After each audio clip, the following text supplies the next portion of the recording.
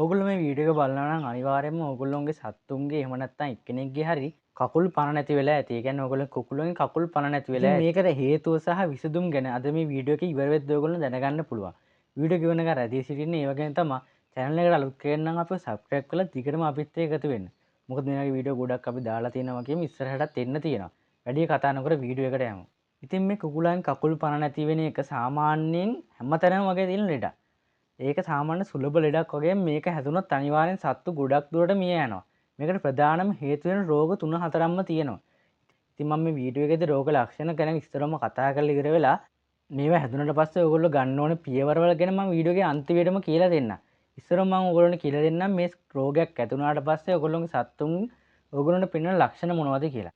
ඉතින් ඉස්සරම කතා කරන රෝගය තමයි මරෙක්ස් කියලා කියන්නේ. ඉතින් මම අර කලින් කිව්වා වගේ මේක තමයි මාරාන්තිකම රෝගය. ඉතින් මරෙක්ස් කියන රෝගය හැදුනොත් ඔයගොල්ලෝගේ සත්තු එන ලක්ෂණ ටිකක් තියෙනවා. අනිවාර්යයෙන්ම පළවෙනි එක තමයි කකුල් පණ නැති වෙන. ඒ කියන්නේ අපි වීඩියෝ එකේ මාතෘකාවත් කකුල් පණ නැති වෙලා මෙයා වැටිලා ඉන්නවා. වැටිලා ඉද්දි එක කකුලක් ඉස්සරහට දාගෙන අනිත් කකුල පිටිපස්සට දාගෙන ඉන්නවා. සාමාන්‍යයෙන් ඔයා අනිවාර්යෙන් දැකලාදී අනිවාර්යෙන් ඔයා ඒ සතාව උස්සපුවාම කකුල් දෙක පණ නැතුව ඔහේ එලිලා තියෙනවා. එයා බිම වැටලා ඉද්දි එක කකුලක් ඉස්සරහට තියෙනවා අනිත් කකුල පිටිපස්සට තියෙනවා. සමහර විට මෙයාගේ අත්තඩු හිටන් බැලන්ස් නැතිව ඔහේ ඉන්න වෙන්න පුළුවන් බෙල්ල කඩාන වැටිලා ඉන්නවා වෙන්න පුළුවන්. අන්න ඒ වගේ ලෙඩ රෝග තියෙනවා අනිවාර්යෙන් මේක මරෙක්ස් කියන රෝගය. මේ ගොඩක් දරුණුයි මොකද මේ සතාට ඇවිද ගන්නවත් බැරි නිසා කෑම ගන්න වෙන්නේ නැහැ. වතුර ටිකක්වත් බොන්න බැරි වෙනවා. ඉතින් ඊළඟ රෝගය තමයි නිව්කාසල් කියන රෝගය. මම කියන්නේ මේකෙදි මොකක්ද ඔයගොල්ලෝ බලා ගන්න පුළුවන් රෝග ලක්ෂණ කියලා. පළවෙනි එක තමයි මේන් එක ඉතින් ඔයගොල්ලෝ දන්න විදියට ඉතින් කකුල් පණ නැති වෙනවා. ඒ වගේම මෙයා එක තැනකට වෙලා ඉන්නවා මුල්ලකට වගේ වෙලා තමයි ගොඩම් ඉන්නේ. ඒ කියන්නේ සමහරට වැටිච්ච තැනින් බඩ ගාගෙන වගේ වැඩිපුර සද්ද බඳ නැති තැනකට යනවා. සාමාන්‍යයෙන් බිත්තර බක්කිය ඉන්න පුළුවන් ගොඩක් දුරට. සාමාන්‍යයෙන් බිත්තර බක්කිය ගොඩක් දුරට ඉන්නවනම් මේ සතාට ඒ ලෙඩ රෝගේ තියෙනවා. මොකද එයා එක තැනක වෙලා ඉන්නේ සාමාන්‍ය බඩ ගගා හරි කොහෙට හරි යනවා. ඉතින් මෙයාට අනිවාර්යයෙන්ම වෙන දෙයක් තමයි කකුල් පණ නැති වෙලා මෙයාට මල පහ පිට වෙනවා කොළ පාට දියර මල පහ එක. අනිත් එක තමයි මේ සතා බෙල්ල අබරගෙන ඇස් දෙක පියාන පැත්තකට බෙල්ල වැටලා මැරලා වගේ තමයි ඉන්නේ. ඉතින් ඒ වගේම තමයි මේගොල්ලන්ට හුස්ම ගන්න ගොඩක් අමාරුයි. සමහර විට හුස්ම ගත්තී සද්දයක් වුණත් පිට වෙන්න ඉඩකඩ තියෙනවා. ඉතින් අනිවාර්යෙන් මේක තියෙනවා නම් එයාට අනිවාර්යයෙන්ම තියෙන නිව්කාසල් කියන රෝගය. ඉතින් ඊළඟට අපි කතා කරමු අනිත් රෝගය ගැන. ඒක රෝගයක් නෙමෙයි ඌනතාවය. විටමිනුයි කනිජ ලවණයි කැල්සියම් වගේ දේවල් ඌනතාව වුණාමත් කකුල් පණ නැති වෙනවා. හැබැයි මේකේදී ඔයගොල්ලෝ සත්තුන් කකුල් විතරයි පණ නැති වෙන්නේ ගොඩක් දුරට කෑම නැති නිසා දුර්වල නිසා තමයි මෙයාට අනිත් ලෙඩ රෝග ටික එන්නේ. ප්‍රධානම වශයෙන් කකුල් පණ නැති වෙලා හිටගෙන ඉන්න බැරි වෙනවා. ඒ කියන්නේ කෑම කන්න උනත් පුළුවන් කිසිම කේසයක් නැහැ. කාලයක් තිස්සේ කෑම නොකා හිටපු ඉඳන් සමහර ලෙඩ රෝග හැදෙන්න පුළුවන්. පළවෙනිම තමයි කකුල් පණ නැති වෙන එක. ඉතින් මම අර කලින් කිව්ව දෙක තියෙනවනේ. ඒ දෙකට මට හරියටම බෙහෙතක් කියන්න අමාරුයි. හැබැයි මම දැන් කිව් එකට පුළුවන් ඔයගොල්ලොන්ට අනිවාර්යෙන් සිප්පි කටු ලබා දෙන්න. මොකද සිප්පි කඩ වල තියෙන කැල්සියම්. ඔයගොල්ලෝ අහලා තියෙන අපේ අස්ථි වගේ දේවල් ශක්තිමත් වෙන්නේ කැල්සියම් වලින්. ඉතින් ඔයගොල්ලන්ට පුළුවන් නම් ඔයගොල්ලෝන් කුකුලොන්ට කැල්සියම් දිනපතා ලබා දෙන්න මේ රෝගය අවම කරගන්න පුළුවන්. මොකද ඔයගොල්ලෝගේ සත්තුන්ගේ ශක්තිය රඳාපවතින මේ කැල්සියම් වලින් විටමින් වගේ දේවල් එක්ක. අනිවාර්යෙන් ඔයගොල්ලන්ට පුළුවන් පළතුරු වගේ දේවල් දිනපතා ලබා දෙන්න. ඒ වගේම තමයි විටමින් B, ඒ වගේම විටමින් C වගේ විටමින් වගේ දේවල් ලබා දෙන්න පුළුවන්. එහෙම නැත්නම් ඔයගොල්ලන්ට පුළුවන් මල්ටි විටමින් එකක් වුණත් කඩේකින් අරගෙන ලබා දෙන්න.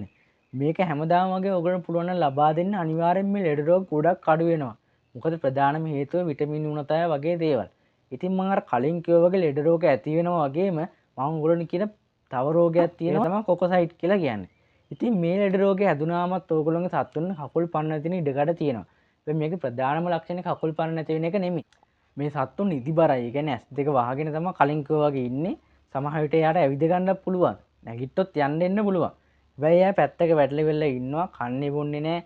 ඒ වගේම තමයි ඔයගොල්ලෝගේ සත්තුන්ගේ මල පහත් එක්ක ලේ පිට වෙන ඉඩකඩ වැඩි. ඒ කියන්නේ මල පහත් එක්ක ලේ යනවනම් අනිවාර්යයෙන්ම මෙයාට කොකොසයිට් කියන රෝගේ තියෙනවා. ඉතින් ඔයගොල්ලෝගේ සත්තුන්ගේ කකුල් පණ නැති වෙන්නේ මේ ලෙඩෙන් ඔයගොල්ලෝගේ සත්තුන්ගේ ශරීරය දුර්වල වෙන හින්දා. ඒ කියන්නේ මේ සතා එක දිගට කෑම කන්නේ නැහැ. ඒ වගේම තමයි යාගේ ඇගේ රුධිරය පිට වෙනවා මල පහත් එක්ක. අන්න ඒක නිසා ඔයගොල්ලෝගේ සත්තු දුර්වල වෙනවා. අන්න එතකොට යාට ඇවිද ගන්න බැරි වෙලා වැටලා ඉන්නවා. ඉතින් මේක ගොඩක්ම බලපාන්නේ නැහැ. සමහරට ඔයාලට පුළුවන් නම් කලින්ම හඳුනා ගන්න මේකට ප්‍රතිකාරයක් කරන්න පුළුවන්. අපි ඒක ගැන කලින් වීඩියෝ එක කතා කරලා තියෙනවා. වැඩිපුර මම කතා කරන්න යන්නේ නැහැ. ඉතින් ඊ වගේම තමයි ඔයගොල්ලෝ අනිවාර්යයෙන්ම කරන්න ඕන දෙයක් තමයි මේ සත්තු දැක්ක ගමන් ඒ කියන්නේ ඔයගොල්ලෝගේ සත්තු මේ සාමාන්‍ය වෛරස් නේ ගොඩක්ම බෝ වෙන්නේ. වෛරස් එකක් කියන්නේ පටස් ගාලා බෝ වෙන දෙයක්. ඉතින් ඔයගොල්ලෝ එක සතෙක් හරි මේ වැටලා ඉන්නවා දැක්කොත් ඉස්සරෝම කරන්න ඕනේ මේ සතා අරගෙන ඕගොල්ලෝන් කුකුල් කූඩුවෙන් අයින් කරන එක. ඔයගොල්ලෝ පුළුවන් සාමාන්‍ය පොඩි වට්ටියක හරි එහෙම නැත්නම් තව කූඩුවක් තියෙනවනේ ඒකට හරි තනි කරලා දාන්න. ඔය කුකුළු ඉන්න තැනින් ගොඩක් ඈතින් තියන්න තියෙනවා ගොඩක් හොඳයි. මොකද මේ සතාට හැදුනා වගේ නෙමෙයි අනිත් සත්තු ඔක්කොම හැදුනොත් ඔයාලා ලොකු පාඩුවක් සිද්ධ වෙන්නේ. ඉතින් එක සතෙක් ගැන හිතනවට වඩා අනිත් සත්තු ගැනත් හිතන එක හොඳයිනේ. අන්න ඒක නිසා ඔයාලට තියෙන පටස් ගාලා මෙයාව වෙන තැනකට දාන එක. මේ විදිහට වෙන තැනකට දැම්මට පස්සේ ඔයාලට පුළුවන් මේ සතාට ප්‍රතිකාර ටිකක් කරන්න. මේ සතාට කෑම කන්න බෑනේ. අන්න ඒක නිසා ඔයාලට පුළුවන් ග්ලූකෝස් ලබා දෙන්න. මොකද ග්ලූකෝස් වලින් ශක්තිය නිපදෙනවා. ආගේ සතාට සාමාන්‍ය ශක්තියක් කර තියෙනවා ජීවත් වෙලා ඉන්න. ඒ වගේම තමයි ඔයාලට පුළුවන් විටමින් B ලබා දෙන්න. කැල්සියම් ලබා දෙන්න. ඒ වගේම තමයි ඔයා අනිවාර්යෙන් මේක කරන්න ඕනේ මේක සතෙක් හරි හිටියත් සත්තු ගොඩක් හිටියත් පශු වෛද්‍ය කෙනෙක් හම්බෙන්න ඕනේ. එයාට මේ සතාව හොදට පෙන්නන්න. එහෙම නැත්නම් ඔයාලට අරන් යන්න හරි ඔයාලට ගෙදරට එන්න ගන්න මොනවා හරි ක්‍රමයකින් පශු වෛද්‍ය කෙනෙක් හම්බෙලා ඉවරලා මේ සතාගේ ලෙඩේ හොදට හොයාගන්න හරියටම. මේ ලෙඩේ හරියටම හොයාගෙන ඒකට අදාළ බෙහෙත් කරන්න. එන්නත් කරන්නේ වගේ දේවල් පොඩි කාලෙම කරනවා නම් මේවා ගොඩක් අඩු වෙනවා. ඉතින් ගොඩක් කට්ටියට ඒක වෙන්නේ නැති නිසා තමයි මේ වගේ දේවල් වෙන්නේ. ඉතින් ඔයාලට පුළුවන් මේක උණ ගමම්ම අනිත් සතුන් ටික එන්නත් කරන්න. අනිවාර්යෙන් මේක අනිවාර්යෙන්ම කරන්න ඕන දෙයක් ඔයා. ඔයාට එන්නත් කෙනා හරියටම දැනුමක් නැත්තම් අනිවාර්යෙන්ම ඔයා කරන්න ඕනේ පශු වෛද්‍ය කෙනෙක් හම්බෙන එක. හම්බෙලා ඔයා කියන්නේ මෙහෙම ලෙඩක් තියෙනවා මට එන්නත් කරගන්න ඕනේ. පොඩි වේදමන් තරන්න සිද්ධ වෙයි. හැබැයි සත්තු ටික මරනොත් ඊට වඩා වේදන්නේ. අන්න ඒක නිසා ඔයගොල්ලන්ට පුළුවන් අනිවාර්යෙන් එන්නත් කරන්න අනිත් සත්තුන්ට. මම කියන්නේ ඔයාගේ සතාව වෙන් කරන්න කියලා වෙන මොකක්වත් හේතුවක් නිසා නෙමෙයි. ඔයගොල්ලෝගේ සත්තුන්ටත් බවුනොත් මේක හැමතැනම පැතිරලා යනවා වෛරස්නේ ගොඩක්. අනිවාර්යෙන් ඒකින්ද ඔයගොල්ලෝ සතාව වෙන් කරලා තීරිය වෙලා විටමින් ටික හරියට ලබා දෙන්න. ඒ සතා මැරෙන්න තියෙන ඉඩකට ගොඩක්ම වැඩි. මොකද එයාට කෑම අපිට එක දිගට ලබා දෙන්න බැරි වෙන නිසා. ඉතින් මම මේ ගැන කතා කරන්න හිතුවේ ගොඩක් කට්ටිය කමෙන්ට් වල එහෙම අහලා තියෙන මේ කකුල් පන නැති වෙන එක.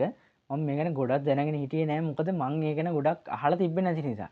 ඊට පස්සේ මම මේ ගැන හොයලා බලුවම මේක ඉතාමත් සුලභ එකක්. ගොඩක් කට්ටිය මගෙන් අහලා තියෙන්නේ ඒකයි. ඉතින් මම හිතුවා මේක ඔයගොල්ලෝ ගොඩක් වැදගත් වෙයි කියලා මම මේ වීඩියෝ එක දැම්මේ. අන්න ඒක නිසා අනිවාර්යෙන් මේ වීඩියෝ එක ඔයා නිකන් ලෙඩරුවකෙන් නැතුව බැලුවුණත් ඒක ඔයා කරපු ලොකු දෙයක්. මොකද මේක ඕන වෙලාවක එන්න පුළුවන් දෙයක්නේ. ඉතින් අපේ ගෙදරත් කිකිලියෝ ඉන්න මේ ළගදී. ඒ කියන්නේ ඊයේ කිකිලියෙක් මැරුණා. අන්න ඒක නිසා තමයි මම මේ ගැන ඉක්මනටම කරන්න හිතුවේ. මොකද මේක අනිවාර්යෙන් ගොඩක් වැදගත් වෙනවා. ඒ සතාට කන්න බැරුව ඉඳලා ඉවර වෙලා මම ග්ලූකෝස් වගේ දේවල් ගොඩක් ලබා දුන්නා. ඒත් හරි ගියේ නෑ. එයා මැරලා ගියා. මොකද එයාට ඕන කරන පෝෂක පදාර්ථ ටික අපිට දෙන්න බෑ. මොකද එයා කට අරගෙන අපිට කියන්න බෑනේ එයාට කන්න දෙන්න කියලා. එයා ඒකින්ද පෙනම ඉන්නේ. අනිත් සත්තු අනිවාර්යෙන් එයාට කොටනවා. මොකද එයා අමුතු සතෙන්නේ. අන්න ඒක නිසා තමයි අනිවාර්යෙන් වෙන් කරන්නත් ඕනේ. ඉතින් අන්තිමේටම කියන්න ඕනේ මේ ගැන හොඳට හිතලා බලලා කටයුතු කරන්න. මොකද ලෙඩ රෝගයක් හැදෙනවා කියන්නේ ඔයාගේ බිස්නස් එක කඩාගෙන තියෙන පළවෙනිම හේතුව තමයි ඕක. ගොඩක් කට්ටියට මේක වෙලා තියෙනවා.